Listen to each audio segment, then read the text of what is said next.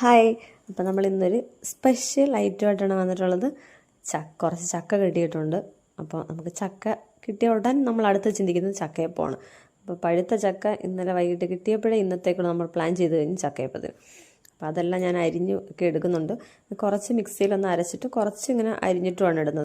ഇന്നലെ വൈകിട്ട് ഞാൻ കുറച്ച് പാറച്ചക്ക വെച്ചിരുന്നെങ്കിലും അതെല്ലാം തിന്ന് തീർത്ത്. അപ്പോൾ പിന്നെ ഞാൻ രാവിലെ എഴുന്നേറ്റ് പാറച്ചക്ക എടുക്കുകയാണ് അത്യാവശ്യത്തിന്. ഇത് സ്കൂളിലൊന്നും ഇല്ലാത്തതുകൊണ്ട് തന്നെ കുറച്ച് താമസിച്ചിട്ടാണ് ഞാൻ ഇന്ന് എഴുന്നേറ്റിട്ടുള്ളത്. അപ്പോൾ അതിനകത്തോട്ട് ചക്കയൊക്കെ അരച്ചൊക്കെ എടുത്ത് അതിനകത്തോട്ട് കുറച്ച് ശർക്കരയൊക്കെ തല്ലിപ്പൊടിച്ച് ഇടുന്നുണ്ട്.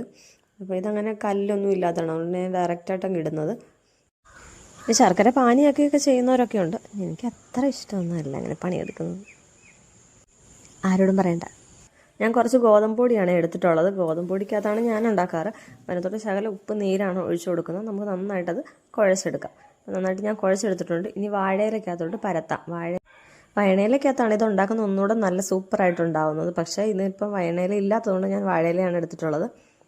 ഇനി നമുക്ക് നന്നായിട്ട് വാഴയിലക്കകത്തോട്ട് നൈസായിട്ട് പരത്തി കൊടുക്കാം. നന്നായിട്ട് ചക്ക കൂടുതൽ വെച്ചിട്ടാണ് ഞാൻ അട ഉണ്ടാക്കാറ്. അതിങ്ങനെ വേകുമ്പോൾ പുറത്തോട്ട് ഇങ്ങനെ ഇറങ്ങി വരണം. അപ്പം നമുക്ക് ചക്കയപ്പം പുഴുങ്ങിയെടുക്കാം ഇനി. അപ്പോൾ എൻ്റെ ചാനൽ ആദ്യമായിട്ട് കാണുന്നവർ ഒന്ന് സബ്സ്ക്രൈബ് ചെയ്ത് സപ്പോർട്ട് ചെയ്യണേ.